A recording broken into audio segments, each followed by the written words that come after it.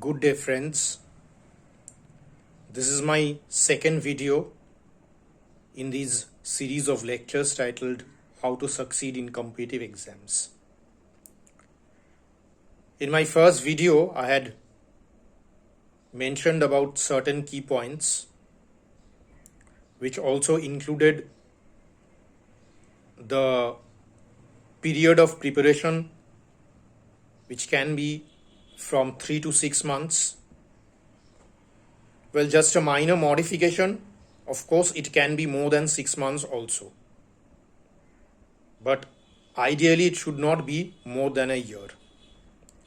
The reason is that from past experience, we have seen that the graph of all such preparation schedules, they gradually move up, wherein the performance of the student reaches a peak. It stays at that peak period for a certain period of time, but it is actually practically not possible to hold on to that peak for a long period of time. And the ideal situation is, of course, that the student will try to give as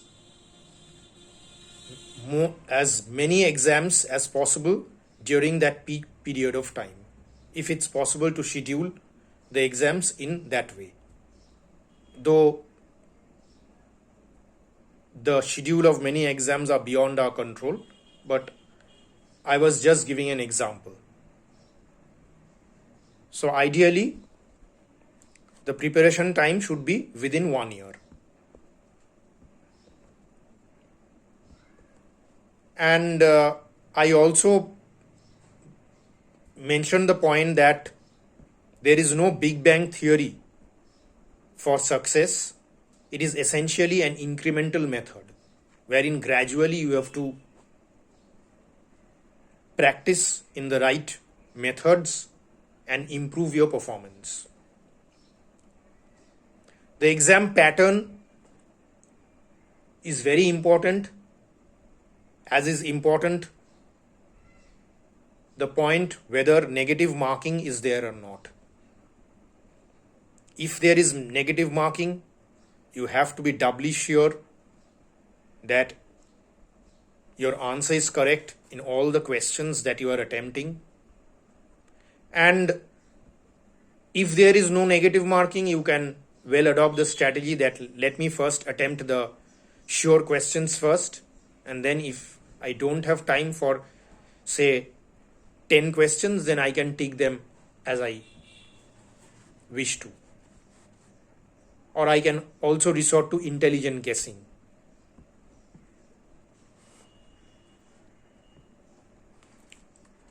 In these exams, it is often seen that not only is your absolute performance, that is the marks that you have obtained, is important, but also the relative performance, that is your performance with respect to other students, is also very, very important. So in many exams like CAT and MAT, the MBA entrance exams, percentile is given. The percentile indicates your performance relative to the rest of the students. So if you go to the exam hall and in your assessment the question paper is difficult, you need not worry. Why? The reason is simple.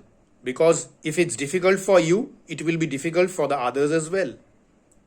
So the marking or the cutoff marks will be as per the difficulty level.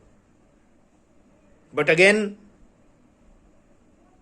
if you go to the exam hall and find that the paper is appearing to be very easy, then there is a word of caution. Even half a mark lost due to an error may mean actually many ranks lost. Why? Because the exam paper is supposedly easy. So this is also pros and cons of having a supposedly easy or difficult paper. Also, when you are preparing for exams which have sectional cutoffs, you need to have a balanced approach for each of the sections. Usually what happens is most of the students are having strength in one of the subjects and weakness in the other. Say one student is strong in English, weak in maths, or vice versa.